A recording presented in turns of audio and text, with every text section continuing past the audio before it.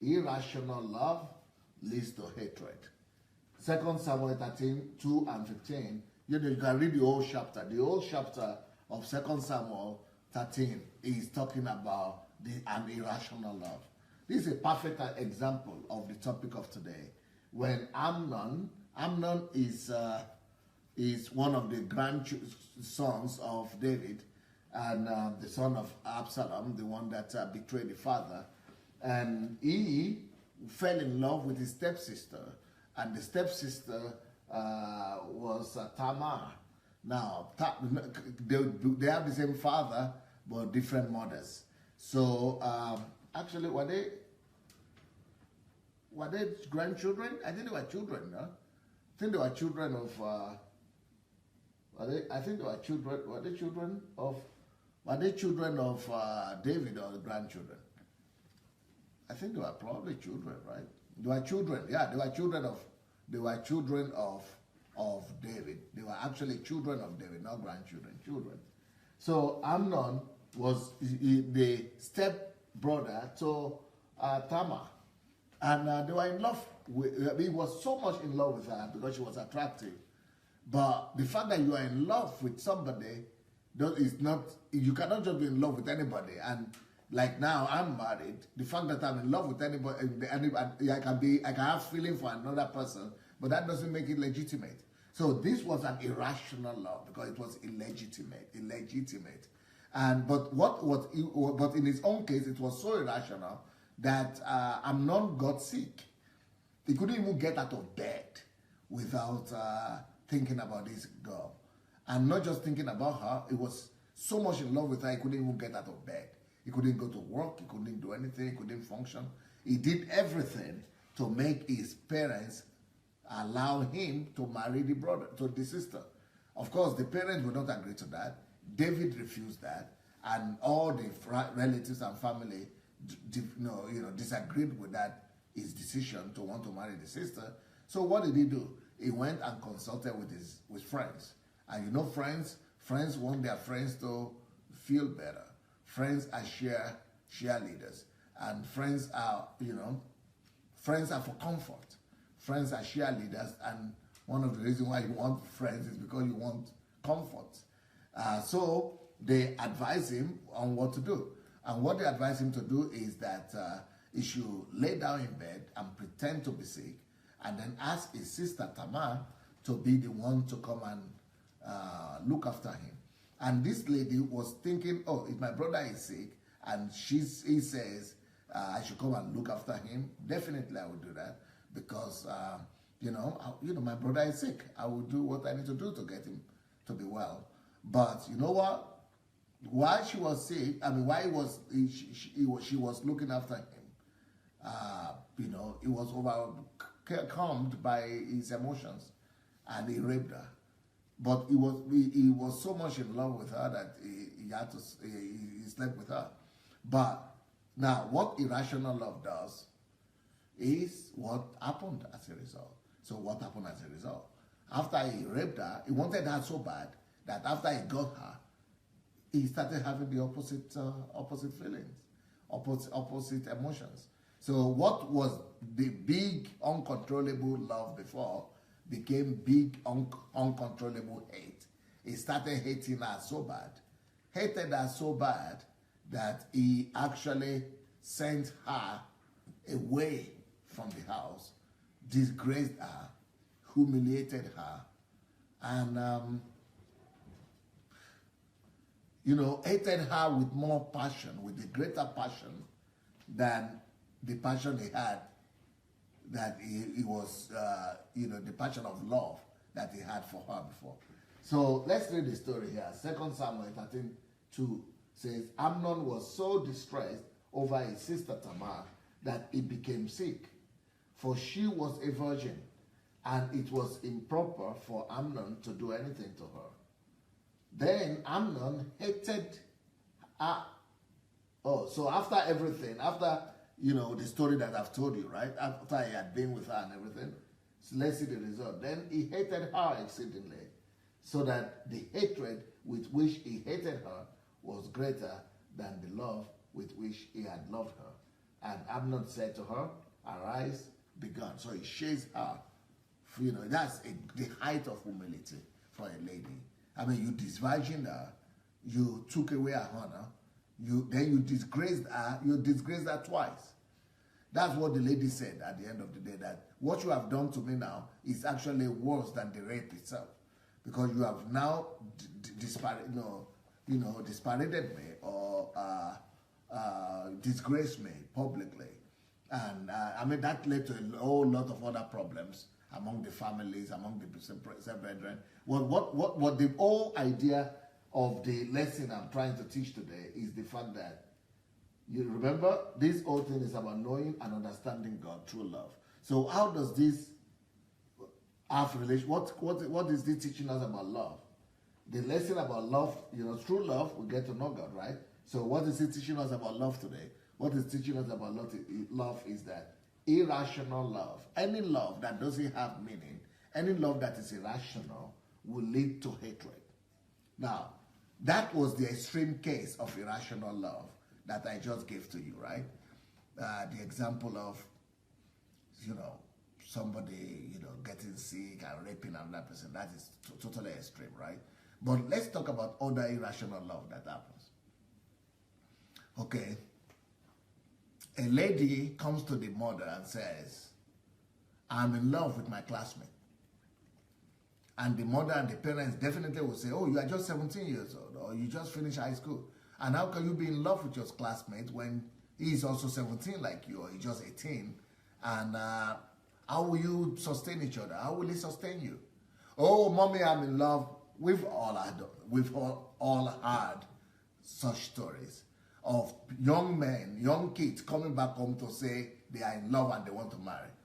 But what they don't think about is that they are not thinking about the fact that the so-called boyfriend or husband doesn't have any means of sustenance. So he is not working, he cannot sustain her, number one. Some of them, these people who come with irrational love, some of them are just finishing high school, some of them have not finished college, some of them have not even gotten admission to university. These things are irrational. So what I'm saying is that irrational love, most likely, almost 100% will end up in hatred. Okay, you think about it. Maybe some of you who are watching me right now, you had once been in love too. Have you once been in love? Has all those love been rational? Maybe for you, maybe you are lucky, but for some of us who are teenagers, were you a teenager before? If you have ever been a teenager and you were an unbeliever in the world, you probably had an idea of boyfriend and girlfriend. Do you know that most of the boyfriend experiences always ended up in hatred? And that especially after a hot passion and hot declaration of love. Like, for example, I remember that there was a girl that I was dating when I was in Nigeria. I was 17, maybe 16. And I was dating this girl. I was an unbeliever, definitely. I really liked her so bad that, so I cooked up then I dated her from 16 to when I was 19. And then at 19, just before I got saved, I knew that I was going to travel overseas. I just knew that inside me somehow that I'm going to travel overseas. So I'm older than her by 2 years, I guess. So I was 19 and she was 17. So we thought we loved each other. We thought we loved each other so bad that we knew that the parents, I said, okay, before I leave the country, let's marry. So that when I leave the country and I marry you, then I will come back and we will still be together forever. So she was 17. So the parents would not allow us to marry. So what we did was we were going to get her pregnant. And once she's pregnant, then they will not be able to, stop us. And I was going to travel abroad. Then they would discover that she's pregnant. Thank God I got saved since about a few months later. But the idea is, A few years down the line, I discovered that she was actually pregnant. Later on, after I left, 1 year after I left the country, she was pregnant for another guy. She carried out a plan, not with me, but with another guy. And right now, you know what she's doing?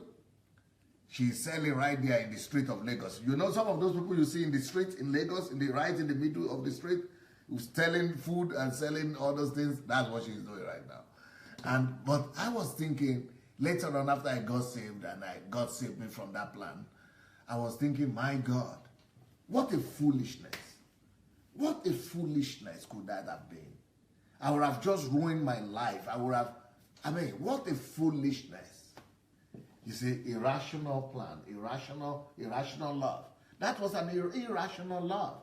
And a lot of people are engaged. I can remember, not just that girl. Before that girl, I had some other girls that I was in love with. Then we fought. Everything ended up in hatred.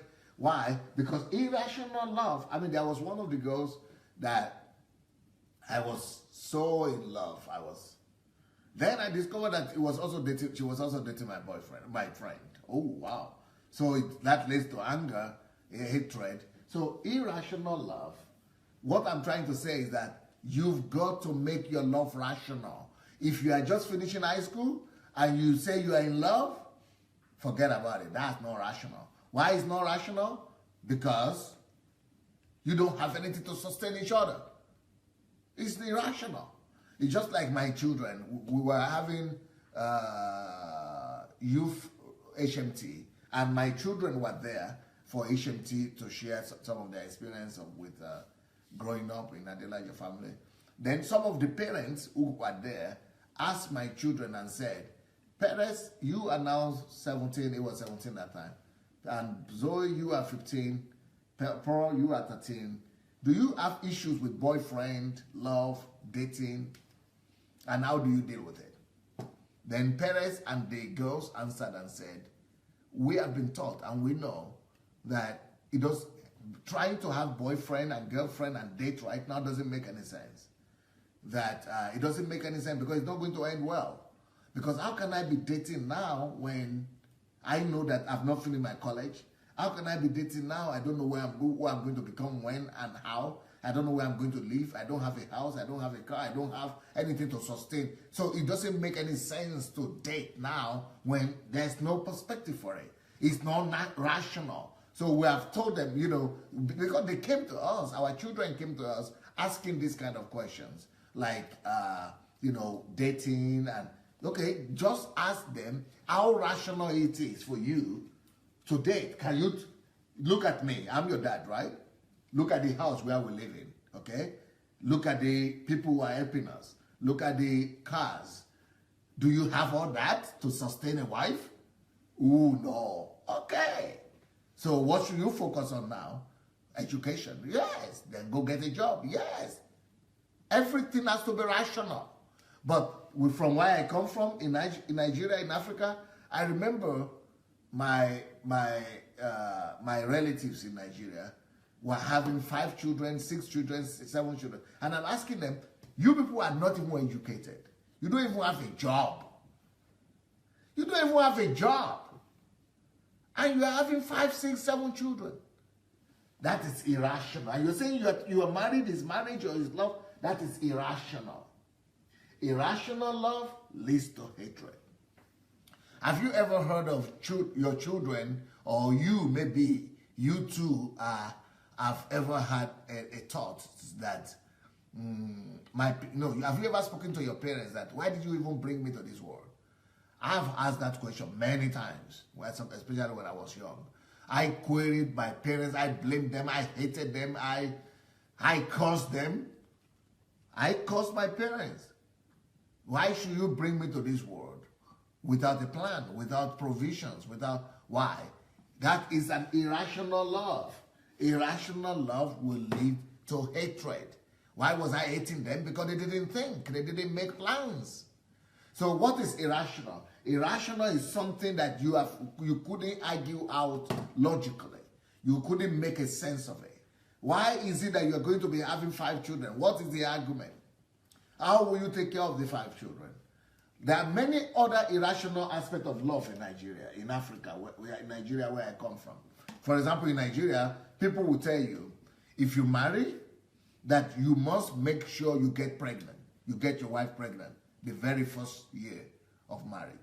In fact, not just the first year, you must have your child within a year of marriage. You must give birth to a child in the year. That means you have to be pregnant within 3 months of your marriage. And if you are not pregnant within 3 months of your marriage, they begin to cause trouble for you, as if you are the one, you are having a problem, and all kind of talks begin to go around, which is irrational. For you to be pregnant within the first year of your marriage is irrational. It will lead to some hatred, either between husband and wife or between children and parents. It is irrational. Every irrational love will lead to hatred. As a matter of fact, I personally believe that it is an irrational expression of love to try to be pregnant in the first 2 years of marriage, unless you marry too late and you're already over, you're already too old and you want to quickly have a child, maybe. But I don't believe that anybody who gets married should get a baby in the first year, in the second year, even the third year. Maybe third year, but not earlier than 3 years in marriage. If otherwise, all other things is not logical, it's not rational.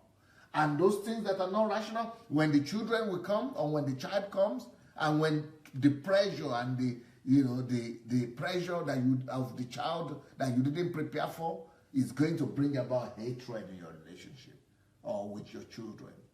So any irrational life, there are different kinds of irrational love, will always lead to hatred. Just like people saying they are gay and they want to marry. Yeah, there are some people now, there are some countries now that are giving license to gay people to marry.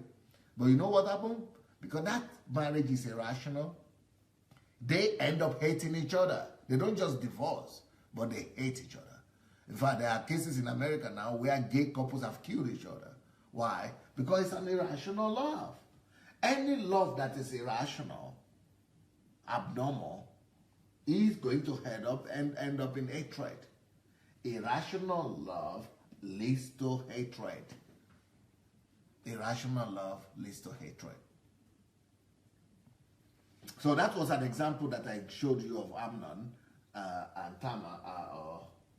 But there are other examples like that. Okay, let's go back again to our thesis, our quotation that we normally use. All problems in the world is a love problem. Either loving yourself too much, or not loving others as yourself, or loving others too much. All problems in the world is a love problem. A misdirected love is loving the wrong things, self and other things, instead of loving God as yourself. I would like us to look at a video here that shows to us that all problems that people have among themselves, all human problems, is connected to love. It is either we are loving ourselves too much, or we don't love others as ourselves, or we love other people too much. When we love other people too much too, it leads to hatred. All irrational love leads to hatred. Let's have a look at this particular video. You're homeless here in Traverse City. Tell me about it. What do you want to know? Well, where are you sleeping at? Wherever I can. So what's a day like? What's a night like? The day is pretty good because I go out see my friends, go out have meals, but the night gets pretty cold because it's still early yet. How'd you end up on the streets? I lost my son when he was 5.5, and I just lost everything. It's all right. I don't ask my family for nothing. How long have you been sleeping outside? What year is it? 2017? About 10 years now. Oh my gosh, that's too long. That's way too long. I've had jobs. I work and I do everything I can, but can never get a place around here. I travel down south in the wintertime because it's too cold here. If you had 3 wishes, what would they be? I only need one. I want my son back. That's it. I don't like talking about my son. Sorry. Thank you very much for talking. Thank you. Okay, you see what happened here? Let's hear that story again. This man is a homeless man. This man is a homeless man. He lost everything, divorced his wife, and ended up in the street. Huh? Yeah, and you know the reason why? Because he lost his son. His son died. Are we okay with touching this one? Okay with that? So, because of the death of the son, things went so bad for him. He divorced the wife. He started drinking, I guess. Lost everything. And ended up on the street. Because he lost the son. And now they are telling him, if you have 3 wishes, what would those wishes be? He said, no, he just needs 1 wish. 1 wish. And what is that wish? He said, for his son to get back. So who will tell me what is the problem here? Of course, let's go back to that, our note. When you love something too much, that note we need to write that too much love is missing in the love. When you love, all problems in the world, it's a love problem, you say. In this case, it's not that he's not loving somebody enough, or his son enough, his family enough, but he was loving his son too much.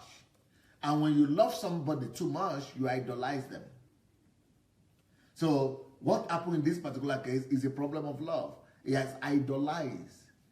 And whenever you idolize somebody, when you love somebody too much, it becomes irrational love. So who killed that son? Therefore, who killed that son? His dad.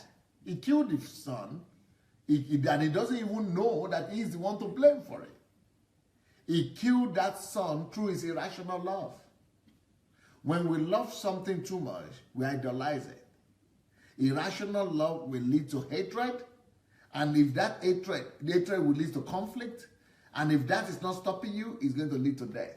But when it's a small boy, when it's a small child like that, you kill that child with your irrational love. Sickness in the family,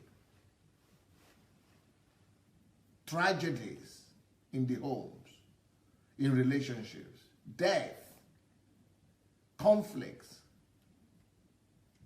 is all as a result of irrational love to somebody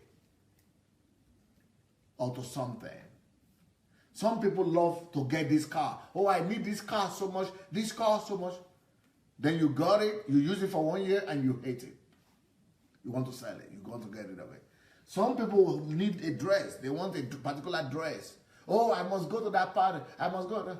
They got it, then they don't like it. Irrational love will lead to hatred. So all problems in this world is a love problem. Either loving yourself too much, or not loving others as yourself, or loving others too much. A misdirected love is loving the wrong things, self and other things, instead of loving God as yourself. Matthew 10:34, this is what Jesus came to prevent, you see. Because the only one we are supposed to love like that is God. We are supposed to love God with all our hearts, with all our soul, with all our strength. Only God we are supposed to love like that. like idolize and worship. So Matthew 10:34-39 says, do not think that I came to bring peace on earth. I did not come to bring peace, but a sword. What does a sword do? A sword brings division between you and whatever you are attached to. A sword makes you to, it brings separation. And that separation is for your good. That separation is to detach you with something that you are idolizing, so that you will be attached to God who created that thing that you are idolizing. So that's why God brought sword.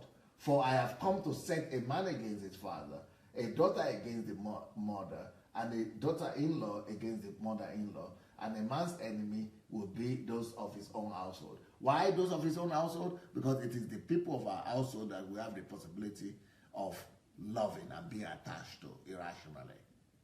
So those are the people that God will use the sword for most often.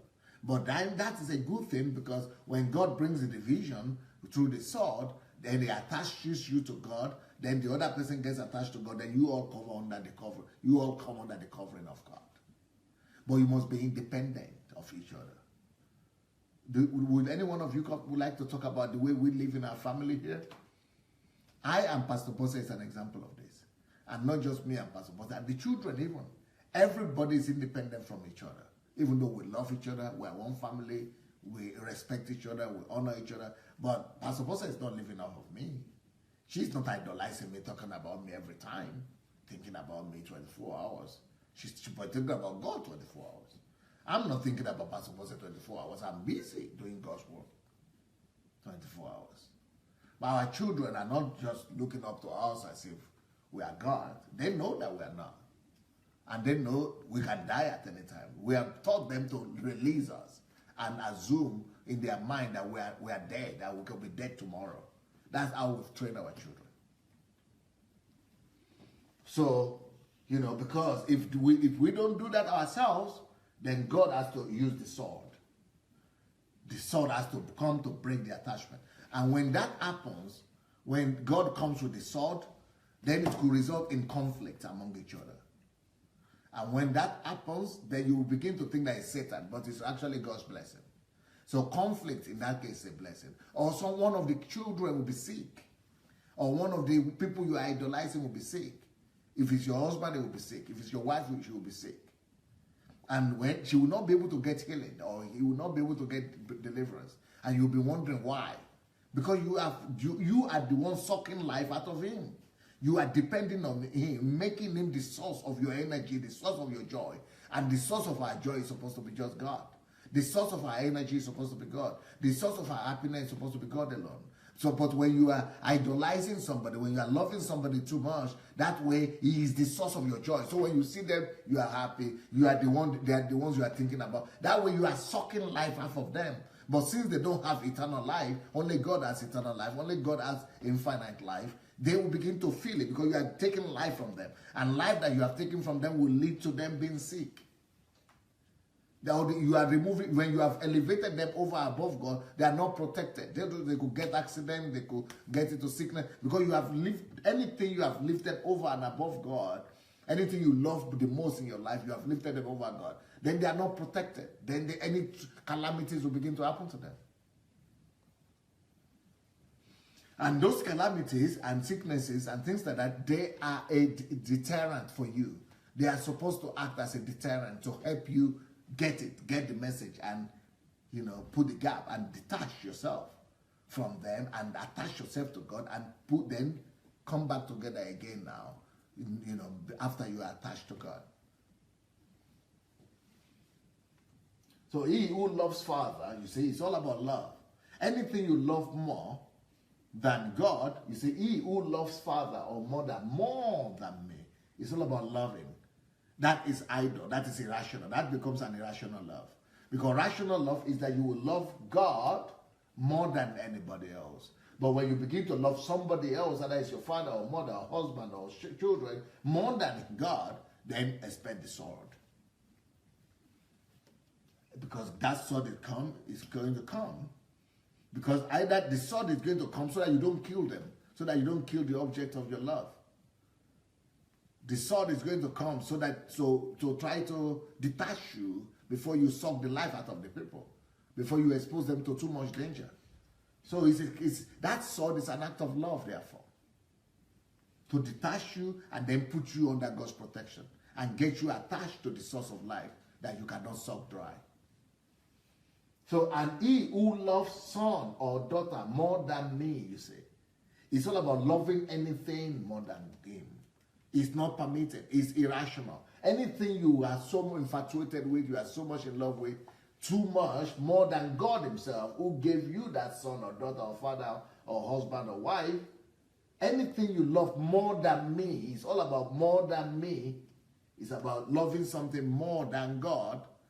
Yeah? If you love anything more than God, that disqualifies you. That means that thing is your God. Anything you love most is your God.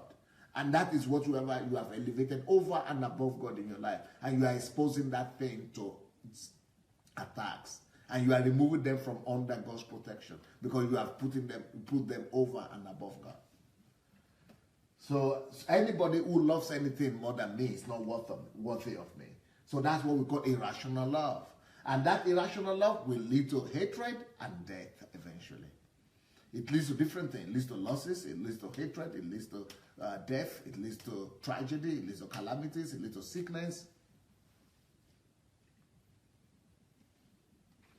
And he who does not take his cross and follow after me, is not worthy of me. Why take his cross? If you don't take your cross and follow after him, it means you are living for yourself still. It means you love yourself. So in one case, in one instance, you love something else more than God. But in the other instance, you love yourself more than God. That's why you cannot deny yourself. Because to take up your cross and follow God means to deny yourself. To deny yourself means you are not living for yourself. You are not the center of your life anymore. He must become the center of your life. That's what it means to live, to take your cross and follow him. That means that he must be the focus of your life. You must be living to please him. You must be living to glorify him. You must be living to bring his will to pass. Your whole essence and ideology of life must be starting from him. He must be the initiator of your life. So he's the one who is pulling the shots. You are not the one deciding on your life, what you want, what must happen, and then you are just asking him to bless you on your plans. It must be the opposite. You must find out his plans. You must find out about his purposes. And then you walk on earth, you trying to bring to pass the plans and the agenda that he has set for you. So it's all about, that's what it means by, carrying your cross to follow him. That to carrying the cross, his burden. What's his cross? What's his burden? The calling that he has for you. The purpose that he has for you. The agenda that he has for your life. The agenda that he has for your life. The purpose, speech down here. The purpose that he has for you. That is what is called the cross. Where you must live focusing on that. That must be, it means that it is the priority of your life. It is what the agenda of your life is, what you are living for. Purpose that God has intended for you. Plans that God had intended for you, even before you were born.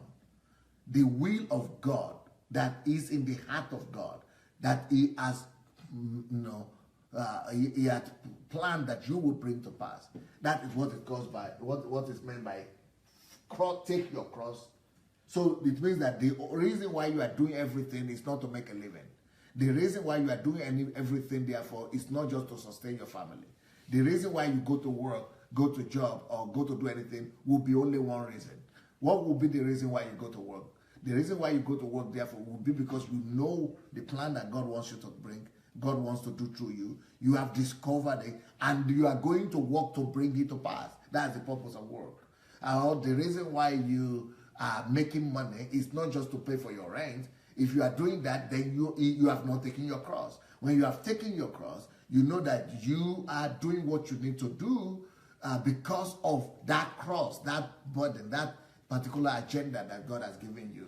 So now, a lot of you will have crisis concerning this thing I'm saying. You will say, but then how do we sustain our needs? How do we pay our bills? Well, the way to pay your bills is to that's why I wrote all those. That's why I'm writing all these books. Stop working for Uncle Sam and all those things, because it's to plan your life in such a way that even though you still have to temporarily work, but the rest, maybe you are giving 40% or 60% of your life to your work, while you need to make your daily living and make your, make a living. But the rest of the 60% will be dedicated to actually activating and actualizing your heavenly vision. That is taking your cross. So that means you don't stop working immediately if you don't have an alternative means of sustenance, but you are working just maybe 40% of your time to sustain yourself, then the rest of the 60% you are working for your vision. Or the other way around. Maybe you are working 60% and then 40% of your life, of your daily life, you are actually dedicating it to bringing his vision to pass. So one way or the other, you've got to organize yourself in such a way, or you are working to be able to get the means to now use that means or resources to now use it and channel it into bringing to pass the purpose and agenda that God has given to you. It must, you must be aware that your whole life and everything you are doing, that the same thing with how you spend your money and your resources, that your money and every other thing and your resources, energy, is just about maybe 40% that is going to just take care of your need and your need of your family, but the rest of the 60% is actually being used to bring the kingdom of God upon the earth and sustain it. Or maybe 60% for your needs and other, but then 40% to then you using to bring the kingdom of God. Maybe it's not going to work out like that immediately, but it must be the goal or the target that you are having before you. That is when you have your life in order. That is when you have a rational lifestyle. That is how you live. And then how do you get there? Because right now, the way most of you are living is that you are living from pocket to mouth. You are living from mouth to pocket, or whatever they say. Is it mouth to pocket or pocket? Hand to pocket, hand to mouth, hand to mouth. You are living right now from hand to mouth. If that's the way you are living right now, that's why I'm writing all the books. That's why you have all these books, that I've written. They will help you to make the switch. You must get to a place whereby you know that at least 60 to 80% of your day is spent to do what you are sent here to do. That is when you are happy. That is when you are fulfilled. That is when your life is meaningful. So that's what God is talking here when he said, take up your cross and follow me.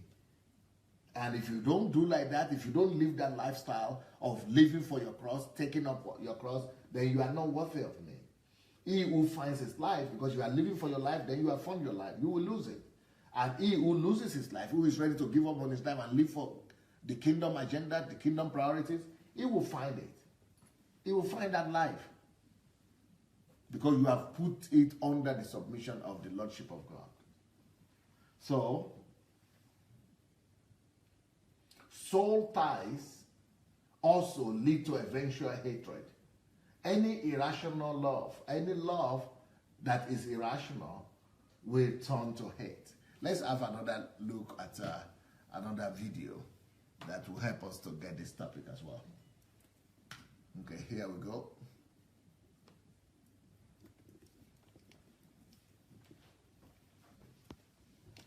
Now, this kind of thing happens. Can you believe it?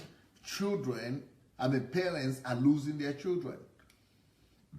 And children are becoming unruly. What happens? What leads to children behaving like that? Why would children behave like that? Well, let me tell you why. Whenever parents idolize their children or irrationally love them, or try to give them everything they need, everything they want, when you over pamper your child with love, that's what you get. You spoil that child. Now, it doesn't always happen immediately when they are young like this. It could be later in life. But whenever you give to a child everything, whenever you over pamper, or when you send them, they become spoiled brats.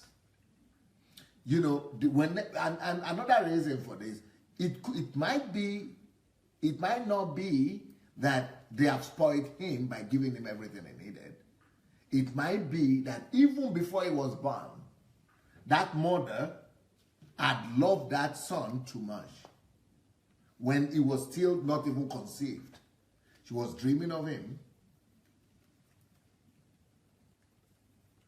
making him the purpose of his life, the meaning of their lives. Oh, that we are going to have a child, it's going to be a boy. They might not be Christians. So God is out of the equation. So instead of God, that baby, their family that they are having, or that child that they're going to have, become the centrality of their lives. And when that happens, the sword comes coming down. And now, that is the sword working. You know, the division. What they loved so much, now they are getting to a place that they are hating it so much. And even that son is hating them so much. Now, let me tell you something. Irrational love leads to hate.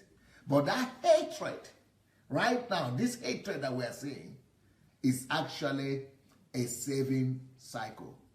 It's a saving, what do you call it? Saving, like what do you throw to the people who are drowned in the river? Saving ring, right? Saving cycle. Anyway, that's a safety line. That is a saving line right there. It's a saving, Life belt. Oh, the cycle. Yeah, it's a life belt. It's a saving cycle that God is throwing at them, because what is happening is through that hatred, those two, that mother and that father, they are not going to idolize him again. I bet you. They will, in fact, I'm sure by now they are preferring that they will die. So what is happening in that process is, okay, when you, okay, I think Galia, can you come, Galia? Okay. Let me just tell you how that happens, because you might not know how that happens, right? Okay, let's say this, you are the child that, you might need to come closer. This is the child that I am the father and I love this child so well. And you are the mother. Yeah. And this is the mother. So I, your father and mother, will love this child so much. Even before she was born, we have dreamed that we are going to have a family and we are going to have a child and all that. So we begin to love her, love him. Maybe we are not even spoiling him. But he's the center of our life. And like in this case, he's the only child. And very often, a lonely child becomes the center of the parent's life, becomes the idol of the parent's life. So we are loving her so much. I'm throwing all my love on her. The mother is doing the same. You know what that is doing to him? That is sucking out life from him, from that child. Sucking out life. How? Why should they be sucking out life? Okay, let's say. When she is the center of our lives, that means that child is I am getting the meaning of my life from her. I am getting the meaning of my life from her. I'm drawing the meaning of my life, the raison for my life from her. She is doing the same thing. That's one. It means that she is the reason for my joy. So I am deriving and drawing, pulling joy. She is the source. I am deriving my source of joy from her. And those things are leaving her. Life is leaving her. Joy is leaving her. And all the things I'm drawing, whatever she represents for me, I'm drawing from her. So she is feeling it. That child, that son that is violent, she is feeling it that she doesn't understand it. The child doesn't understand what's going on. But she's feeling that I'm uncomfortable with being at home. I'm dying. He cannot explain it. So he's just being violent. He's just expressing that frustration anyhow. Because the life is going out of him. He's being suffocated out of life. So he just want to get out of it. Hey, live. It's because the life is living. The parents are killing the child. Now, let's say the child is an adult like this. And she's been, you know, okay, let's say it's not a child. Let's say it's husband and wife. Can you step aside? Let's say it's husband and wife. I love you so much like that. And you are the source of my life, the energy, I draw everything from you. You also, because you are now a Christian, you have to, we have to have good family, I have to be a good husband, praise God. So you cannot get angry at me, because you are trying not to get angry at me. Because you are a good Christian, you want to be a good wife. So you don't know what is happening. So you want to control yourself. So even though I'm getting life out of you, but you are not getting violent like a kid. It is a child, a son that is going violent, because that's the only way you could express it. But you are praying, you are trying to control yourself. That way you're developing sickness. Because by that radicality of the child, when the child is fighting, he's saving himself. Yes. He's saving himself. So that love that is making me to drive life from her is stopping, because she's making me angry. The child is making me angry. So I cannot take the love again. I cannot take the life again from her. I cannot, because I don't, she's making me not to like her. That's what that child is doing. So it's a way to survive. So by being violent, calling them names, she's stopping them from deriving life from her. From him, sorry. So the same thing here, but when it comes to adults, we want to be good. So, but in some cases, you can just say that either she gets sick, or because you have exalted you above God, or she gets into, because then there's no protection. God is secondary. So the protection is gone. You are now the one on top. God is gone down here. So you can get sick. You can get into accident. You can get cancer. Any kind of attack can come upon you. But so anyway, by any means, or sometimes you could go and just leave the house. You want to divorce. So, but we are good. We have good relationship. No problem. Oh, I will not. You just want to run away. Because I'm taking your life. That's how it happens.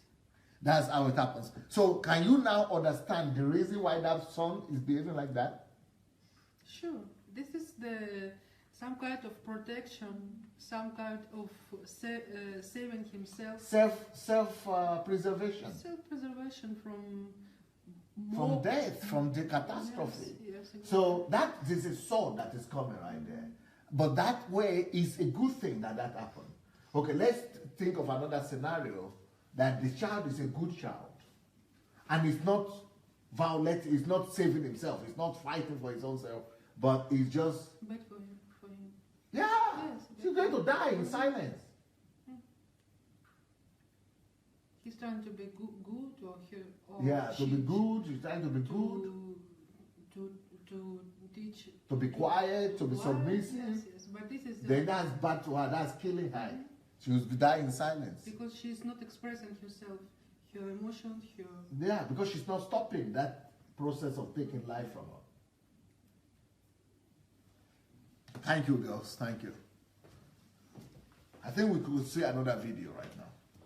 Let's have a look at another video which might be able to help us in what we are talking about. And that's why the son of the first man that we spoke will show you today. That's why the son died. But we are going to see another video. Please, let's have a look.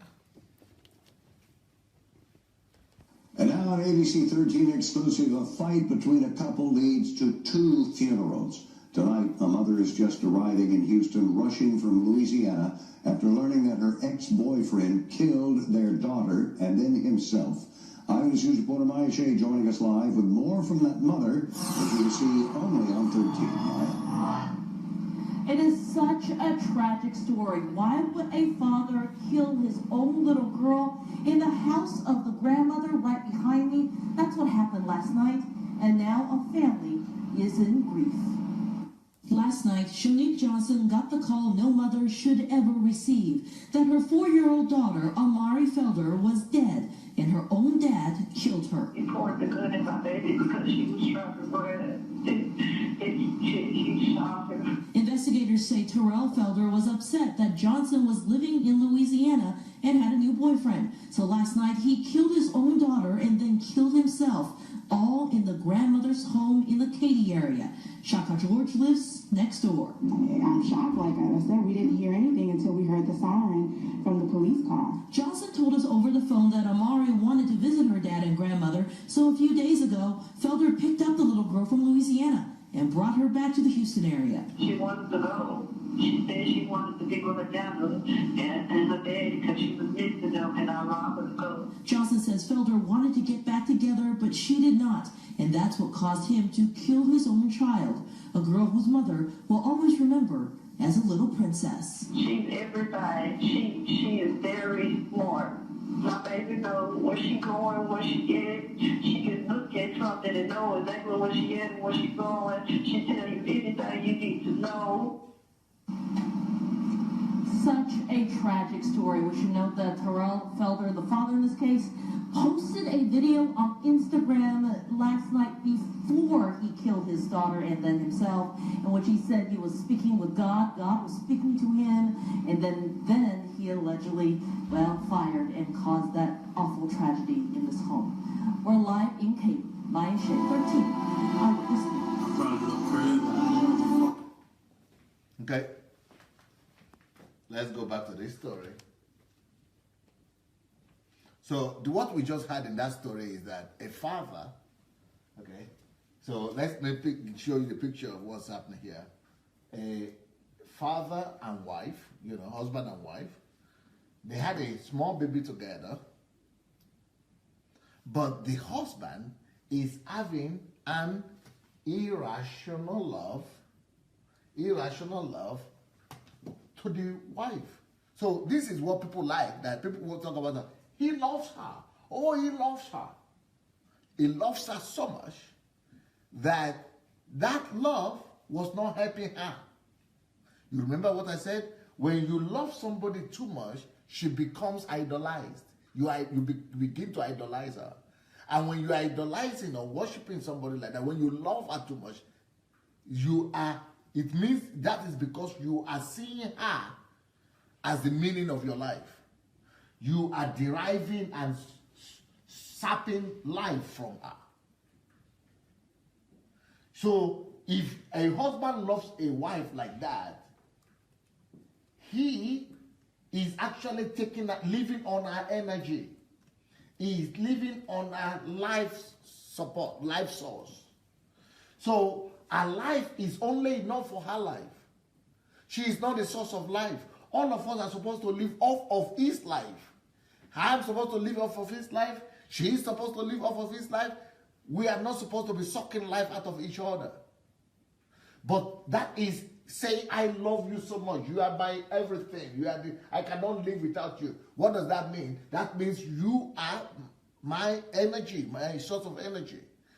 So this husband they have a baby now, but some of the reason why, some of the blessings of children is that children could help heal that.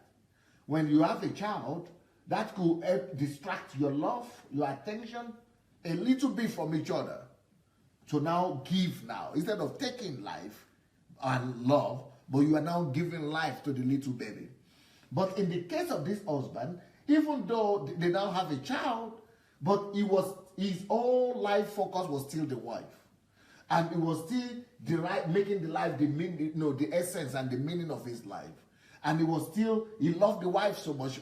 That is irrational love. He needed her to be with him all the time. He needed her to, do what he wants. He needed to be, cannot let that baby alone, by herself. She is the meaning of his life. He cannot live without her. But what that does for the person you are loving irrationally is that that person you are loving so strongly like that is feeling that I'm not comfortable. She might not be able to express it or explain it, but she said, this love is too much. This love is too much for me. It's killing me. This love is shocking me. So without your love, you are now shocking her. Because you have made her the source of your life. You are taking away her life by all your attention, by all your emotion, by all your... You are actually feeding off of her life. You are a vampire. You are a vampire. Vampire, you are actually sucking her blood and life out of her and living off of that. So she started feeling that you love me, but it's too much for me. And she decided to run away. So she ran away, left the child for him, and ran away. And then he began, because he's used to living for her and living, through that love for her, and irrational love. And then he said, come back. I cannot live without you. Come back. She said, I cannot come back. You love me too much. Your love is killing me. Then he started threatening her and saying, if you don't come back, I'm going to kill this child. I'm going to kill the child. Come back. But she cannot come back because she is feeling that, your love, I'm suffocating around you.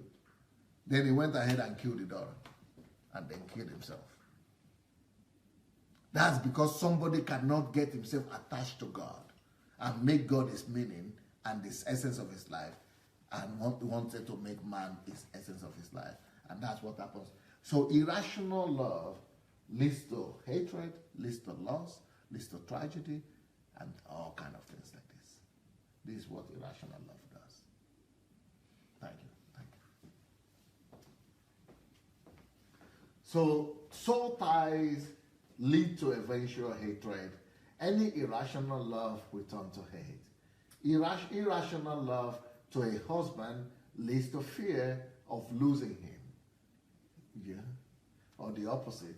He could leave eventually because that's why she left. That's exactly this point. Because that irrational life, too much for her. Because he didn't want to lose her.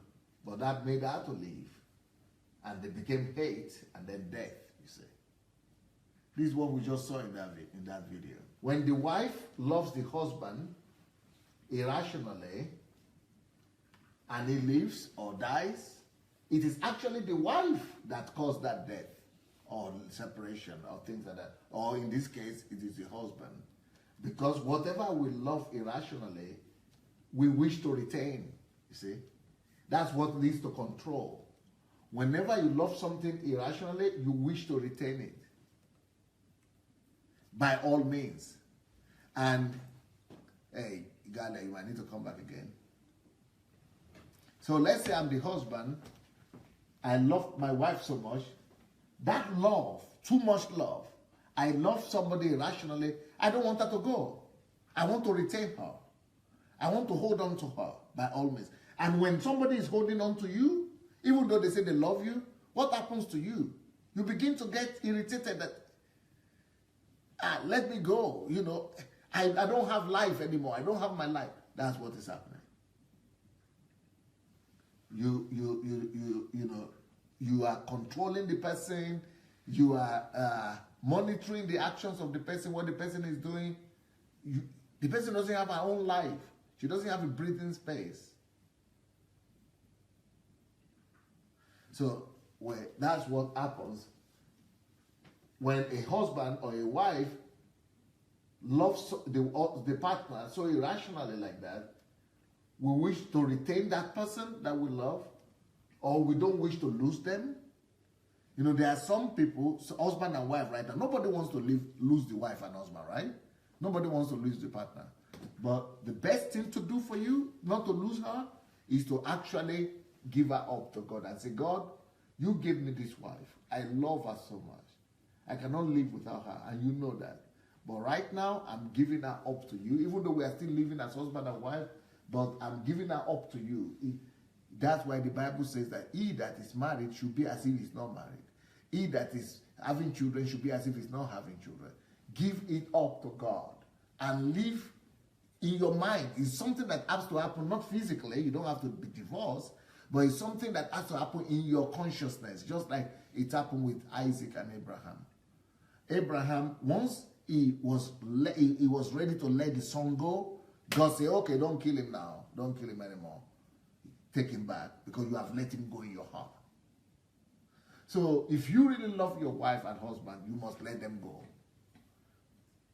In your heart, but it must be real because you cannot deceive God. You must really let go. And once you let go like that, then you will be able to retain them. But if your first attachment must be God, then you are blessed and covered. But when you just want to control and hold on to them and you are living off of them, you are actually destroying your relationship and you are destroying their lives.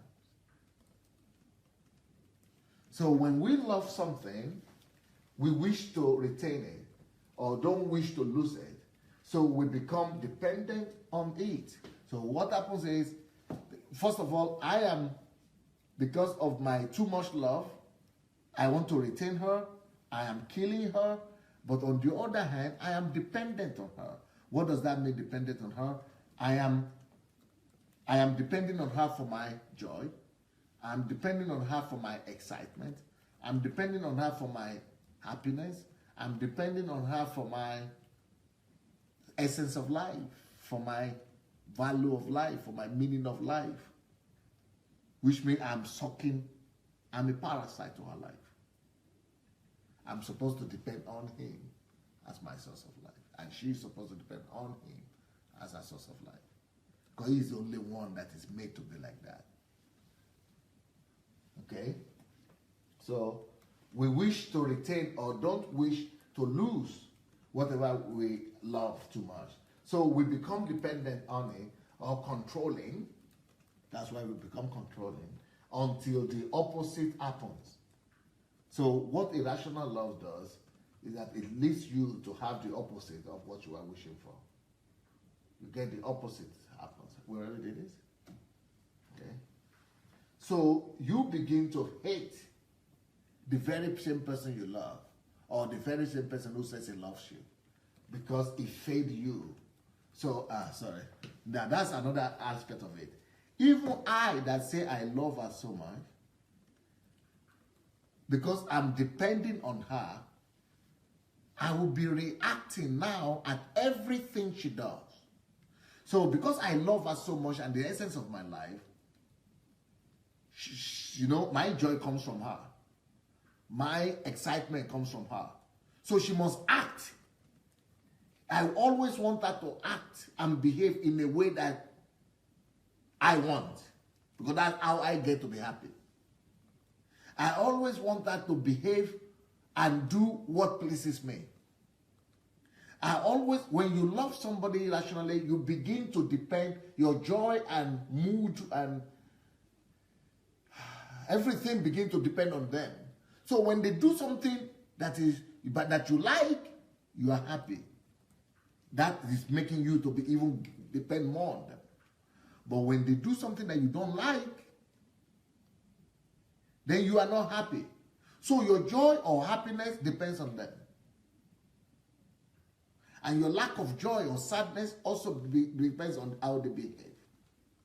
So what that means is you begin to get irritated all the time because no human being can 100% behave the exact way you want them to behave because you are two different people. So because she cannot behave all the time the way you want her to behave, you now are getting frustrated more and more, irritated, annoyed, angry, and you are getting frustrated and your moods are changing and you are reacting according to how she behaves and what she does. So you make your own life also shaky and you are not really going to be happy because of that. Because your happiness now depends on what will happen to the other person. So that is also another problem. So you begin to hate. You now begin to hate her because she cannot please you all the time.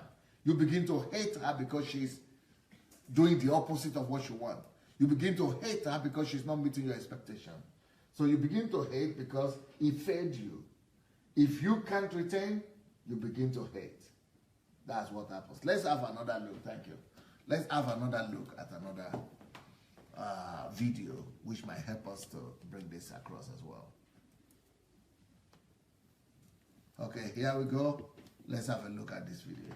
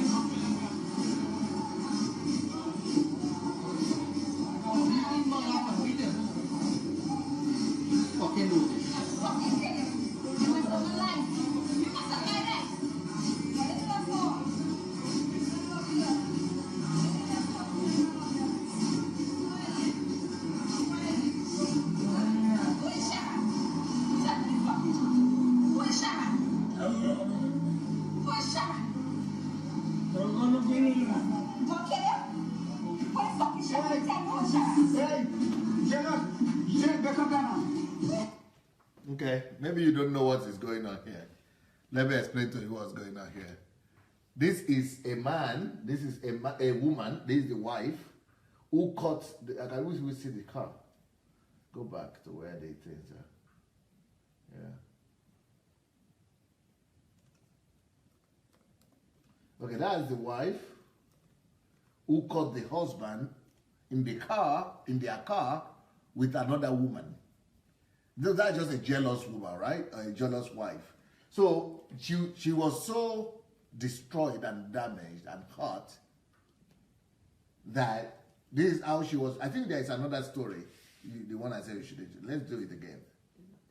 It's not the same. Okay, I thought it was similar. Yeah, but it's a similar thing. That's what I mean. There is another story like that. But this is what happened to women when they find their husband cheating on them. And some people kill their husbands. Some people, we have a case right now in Nigeria where a wife killed the husband. I mean, not two cases. I've had, in the last 2 months, in the last 1 month, I had 2 cases of wives killing their husbands because they cheated. Now, why? Who wants to comment? Who wants to comment on that? Why will a woman go to the extent, just remove the sound and let it play? Why will a woman go to the extent of behaving like this publicly just because the husband cheated on her? Or why will a woman find gun, and men do this too, go and find a gun and kill the wife or kill the husband? It's not just because of love. That is now an irrational love, I tell you. It is now an irrational love when, that is a wife beating the husband. That is now an irrational love when a woman gets to that extent. It's not just love anymore. It has become irrational love. Let's look at another one. I heard that in Germany today, something like that also happened. What happened in Germany? Is it the husband that killed the wife or the wife that killed the husband in Germany? You see, when people cannot control their reactions like that, it means they had idolized that man. They had worshipped that man or that woman. Let's see another example here. Make you just start it all over again. Then just let it make it here. And then develop.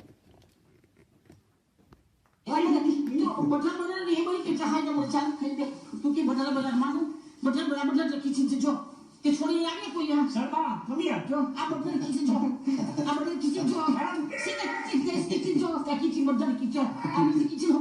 Yes, fine. Yeah. Is this what you do to your husband? Yeah. How you hit your husband?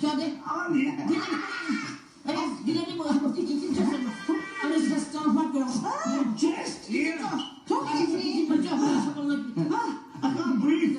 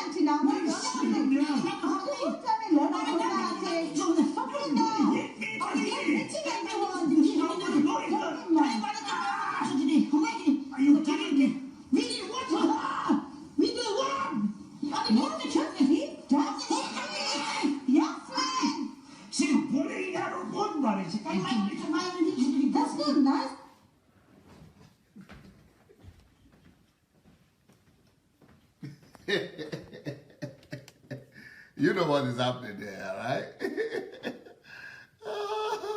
You know what's happening there? Irrational love always leads to, where is it? Irrational love always leads to hatred, you see. That's what we have just seen there now. Irrational love leads to hatred. So you begin to hate because it failed you, you see. If you can't retain it, him, you begin to hate him. But sometimes even that hatred is salvation. Because all those things that happen, the goal of it, or all those tragedies, is to bring people back to true love, who is God. Because when you begin to hate each other, then you are forced to come back and concede to God. When you begin to lose each other, you are forced to return back to God. When you begin to, even kill each other, you are forced to return to find the real love, with the source of life, who is God. So all these things, even irrational love, why does it always become hatred? So that you don't replace these things, this love with God. So that this one doesn't become the God in your life. So that you can still find your way back to God. So most of us actually today, we came to God and we, just because of some kind of disappointment and failure in life, and that all is now what led us to know God. So that irrational love, as bad as it is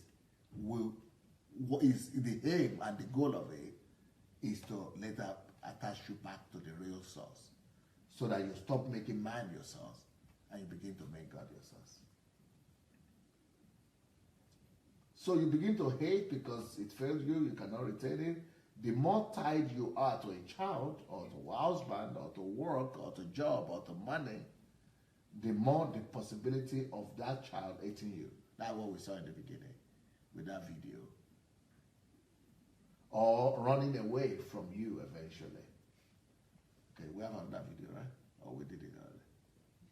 Okay, let's have another video here. Death is another possibility. Oh, that place of love belongs only to God. No one should replace God, you see. That's why these things happen, because that place of love belongs to God and no one should replace him. So let's have a look at another video here and see how this could also help us. So irrational love will always end up in hatred or loss or in death. Okay, here we go. And now we turn to a story that challenges our ideas about foreign adoption, parental responsibility, and what you do if you're desperate. A Tennessee mother has returned the 7-year-old son she adopted from Russia, sending him back alone. And now outraged Russian officials want to halt adoptions to U.S. families, period. Juju Chang on this wrenching dilemma. He arrived in Moscow Thursday, alone and exhausted after flying halfway around the world. Bewildered 7-year-old Artem Savelyev swarmed by cameras, sparking international outrage. He carried this note from his adopted mother back in Tennessee. "I adopted this child," wrote 32-year-old single mother Tori Hansen. "He is violent and has severe psychopathic issues. I was lied to and misled by the Russian orphanage. And after giving my best to this child, I'm sorry to say that for the safety of my family and myself, I no longer wish to parent this child." Hansen adopted Artem 6 months ago, but her family says the boy's hitting, kicking, spitting began to escalate. He drew pictures of the family's house on fire. So this week, the boy's adoptive grandmother flew him from his home in Shelbyville, Tennessee, to Washington, checked him in as an unaccompanied minor, and sent him off alone on the 10-hour flight to Moscow. Today, Russian President Dmitry Medvedev told ABC's George Stephanopoulos the incident is both illegal and immoral. It's monstrous on the part of his adoptive parents to take the kid and virtually throw him out over the plane. And Medvedev noted that more than 15 Russian children have been killed in recent years by their adoptive American parents. Parents like Peggy Sue Hilt, who's serving 17 years in prison for beating to death her 2-year-old daughter Nina from Siberia. I didn't mean to hurt her. Adoption lawyers say young Artyom's story is a truly unusual case of child abandonment. Americans adopt 1,600 Russian children every year. Adoption is not child rental. This woman was responsible for the kid for the rest of his life. Joyce Sturkle has worked for 15 years with Russian-born children whose adoptions are deeply troubled. There's a certain percentage of these children who are adopted that are severely impaired. If they were adults, we would call them sociopaths. Now this boy has told Russian officials that his adopted mother was abusive and pulled his hair, and the U.S. State Department has asked a Tennessee sheriff to investigate. But so far, Diane, the mother has not been questioned. There have been no charges. I know you're going to explore these issues further tonight. Stop. Now, adoption, these are two cases here. One mother returned the son that she had adopted, and one other mother killed the son that he had adopted. You know why? It's not, in this case, it's not because the children were idolized, but it is the desire and the pleasure that is, it is idolization of pleasure and desires. So those women, that woman, come, let's say you are the one adopting the child. You had a desire in your mind, and your desire is that that child that you are adopting will give you pleasure. So you are actually worshiping pleasure in this case. You are worshiping your desire. You are worshiping the desire for pleasure. Because you took that child to fulfill and meet your need for pleasure. Okay, so and since that child was not bringing pleasure, now he's fault. yeah, now he's guilty. You have to kill it or return it. So it's not about having child, it's about having pleasure. I love myself. I get the child to pleasure me. That's why some people marry. I get a wife to pleasure me. If she cannot pleasure me, now problem starts. She has to listen to me. She has to do what I wish for her to do. So that is another kind of worship, another kind of irrational love or idealization of things. When I get a human being to do what I want to be, to fulfill my own pleasure, I'm an idol worshiper. I am worshiping not you. You are not important. You are just to pleasure me. I am the God of my life. My desires for pleasure for myself is the God here. So if you cannot cope, if you cannot do what I got you for, then problem starts. So that's what happened with that child too. And the children and the husband and wives can be only instruments in this case. Yes. It doesn't matter who it will be. Yeah. Or adopt a child, or your own child, Yeah. or your wife, or your husband. Yeah. If it's everything about you. If you are worshiping pleasure, if you are worshiping your desire, then you just want to use all other people to fulfill that desire. That desire becomes your God. And because that child couldn't fulfill the desire, the woman killed the child. And in this case, the woman returned the child back. Mm-hmm. Because the desire that she wanted to be fulfilled is not being met. It's about expectations. Yeah, it's about worshiping of your desire. It's about making your desire your God. It's about loving yourself. And that's why Jesus said that if you don't deny yourself, you cannot follow God. You cannot become Jesus' disciple. You don't live for yourself. You are supposed to take that child because you want to give more to the child. You want to give love to the child. That's why you adopt a child, not because you want to derive pleasure. But many people in Africa today, they want to derive pleasure from having children. That's why they have children. They want to be pregnant because they are worshiping their desires. They are idol worshippers.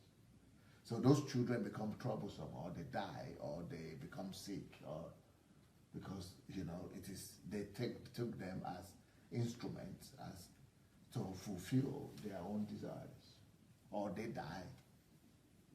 It's like these children, they are not human beings. Yeah, it's not like about them at all. they're like objects. We have another video. Let's have a look at another video. Thank you.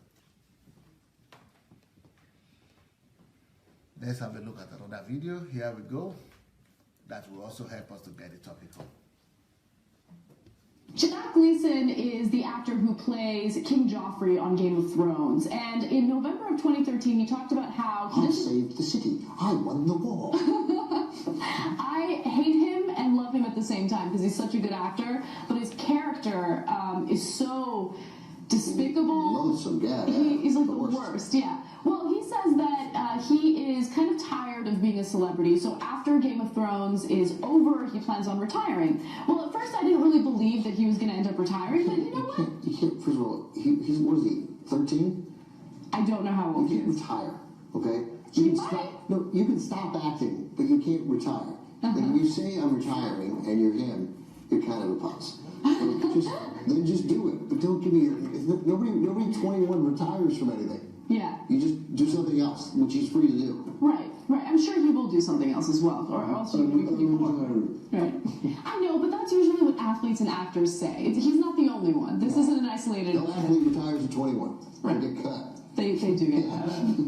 All right. Well, he was at Oxford Union. He was giving a speech, and he was talking about how he hates the obsession with celebrities. Take a look. People suddenly wanted to take pictures of me on the street, and journalists were interested in what kind of socks I preferred, and among certain groups of my peers, my jokes seemed to become a lot funnier, which perhaps was all the comedy books I was reading at the time, or perhaps it was sycophancy, I don't know. America's capitalism bore out a commodity-based society in which the actions of the individual could be equated with acts of consumption. Tabloids, talk shows, and subsequently reality television all became obsessed with the commodification of the celebrity image, making it consumable and then ultimately disposable.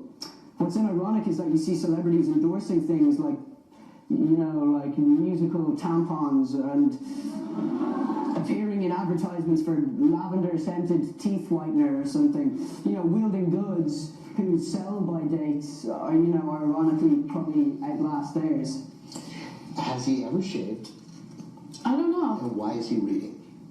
Yeah, he seemed surprised at what he was saying in some words, right? Like the whole musical tampon thing. He was like, musical tamp. But he's reading it like an actor. Like he's reading it like he did a nice job of making it seem like he just thought of musical tampons. Yeah, But it's written down right there. You're reading it. You didn't just think of it. So what do you think about what he had to say? Like this obsession that we have with celebrities and everything they do and how they get used. That's it.